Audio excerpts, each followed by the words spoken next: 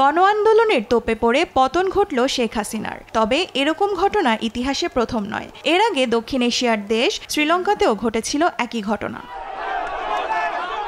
2022 সালে সরকার বিরোধী আন্দোলন শুরু করে শ্রীলঙ্কার সাধারণ জনগণ। সরকারের স্বেচ্ছাচারিতা, স্বৈরশাসন সহ নানান কারণে পুরোপুরি ভেঙে পড়ে দেশটির অর্থনীতি। কমতে থাকে বৈদেশিক মুদ্রার রিজার্ভও। ফলে অর্থনৈতিক সংকট আর রাজনৈতিক সহিংসতায় দেউলিয়ার শিকার হয় শতভাগ শিক্ষিত মানুষের এ দেশটি, যার জন্য দায়ী করা হয় রাজপাকসে সরকারের একের পর এক ভুল নীতি, দুর্নীতি আর আর্থিক অব্যবস্থাপনাকে।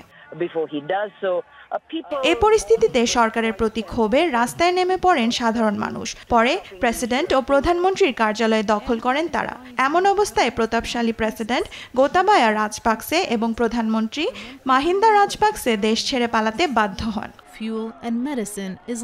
প্রায় একই রকম চিত্রের মুখোমুখি হয় বাংলাদেশও। শুরুটা কোটা সংস্কার আন্দোলন দিয়ে হলেও শেষটা হয় শেখ হাসিনার পতন দিয়েই। পুলিশের গুলিতে বেশ কয়েকজন শিক্ষার্থী নিহত হওয়ার পর আন্দোলন রূপ নেয় গণবিপ্লবে। ফুঁসে ওঠে গোটা দেশের মানুষ। অতঃপর পদত্যাগ করে দেশ ছেড়ে পালাতে বাধ্য হন সাবেক প্রধানমন্ত্রী। দেওয়ান মুবাশশিরা হোসেন, নিউজ ডেস্ক, দেশ টিভি।